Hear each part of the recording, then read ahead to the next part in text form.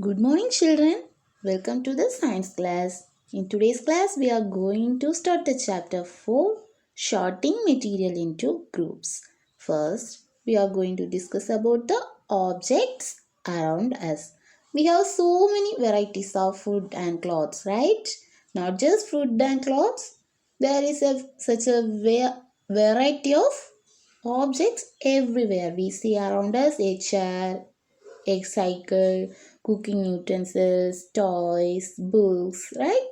Clothes, water, stones, and so many objects.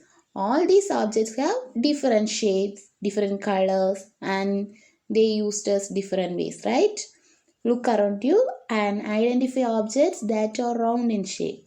It may be include a rubber ball, clock, coins, sticker. If we include objects that nearly round, our list could also include like apples, oranges, or yet an picture. Let us say we wish to make a group of objects that are made of plastics, buckets, lunchbox, toys, water containers, pipes, and many such objects may find a place in groups, right? There are so many ways to group objects. In the above examples, we have grouped objects on the basis of their shape and the materials they are made from. All objects around us are made of one or more materials. These materials may be glass, metal, plastics, wood, cotton, paper, mud, and so many materials. Let us collect as many as objects as possible from around us. Each of us would get some everyday objects from home, right? And what will we have in our collection? Some bags, cups, umbrella, books, clock, pen drive, ball, right? And matchbox. In home, matchbox, salt, potato. We can also list objects that we think of but cannot bring to the classroom. For example, wall, trees, doors, tractor, door, right? And separate all these objects from this collection that are made from paper or wood. This way we have divided all objects into different groups like metals, or they are made of glass and plastics and cotton items. One group has objects that are made from paper or wood, although other group has the objects that are made from glass, plastic, or the other things. Similarly, we could separate the things that are used for preparing food also. So first we group the objects in many different ways like shapes, colors, their uses like that. We then found that objects around us are made of different materials also like glass, steel, plastics, etc. At times, an object is made of a single material. An object could also be made of many materials. And then one material could be used for making many different objects. And what decides which material should be used for making any given objects? So let us discuss about the properties of material. Okay. Have you ever wondered why a tumbler is not made with a piece of cloth? Why a tumbler is not made with a piece of cloth? Look at this experiment.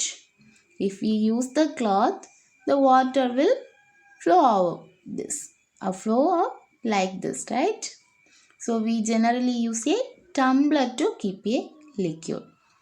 A tumbler is made up of glass, plastics, metal or other such material that will hold water. Similarly, we cannot able to use paper like materials for cooking vessels. So we can't able to cook, right?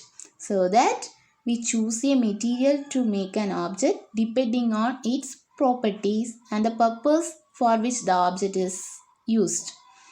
So what are the properties of materials that would be important for their usage? Some properties are discussed here. Appearance. Materials usually look different from each other, right? Wood looks very different from iron. Iron appears different from copper or aluminium. At the same time, there may be some similarities between iron, copper and aluminium that are not there in wood, because wood is a non-metal and aluminium, copper or iron are metals, right? Let us collect some small pieces of different materials: paper, cardboard, wood, copper wire, aluminium sheet, chalk. Do any of this appear shiny? And separate the shiny materials into groups and cut each material into two pieces, and look at the freshly cut surface. The freshly cut surface of the material appear shiny. Include these objects also in the group of shiny materials. In this group, the gold and silver is shiny materials. Materials that have such shining or luster are usually metals. The shining is termed as luster. Iron, copper, aluminium and gold.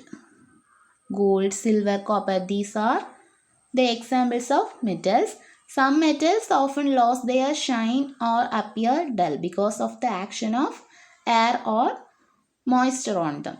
We therefore notice the luster only on their freshly cut surface. When you visit an ironsmith or a workshop, look out for freshly cut surfaces of metal rods to see if they have luster. Okay, by the appearance of the metals or materials, we can classify into groups.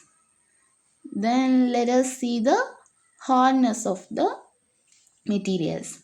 When you press different materials with your hands, some of them may be hard to press, right?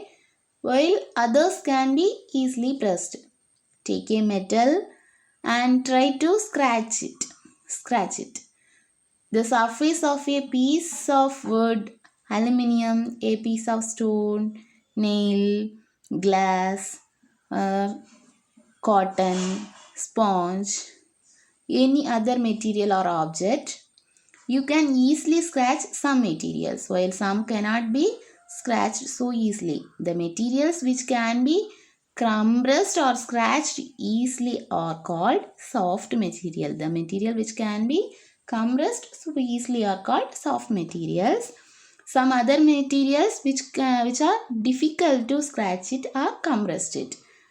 Some materials are difficult to compress it. That materials are called as hard materials. For example, the rubber, cotton, wool, these fabric, these are called as soft materials. And this brick, glass, plastic, diamond, metal, these are called as hard materials because these are very difficult to compress, right? But we can compress these materials very easily. So based on their hardness, the materials classified into groups. In appearance, materials can have different properties like luster, hardness, be rough or smooth. So today we have discussed about the properties of matter. Based on the properties of materials, the materials can be classified into groups, right? I hope you all understand this. Thank you, children.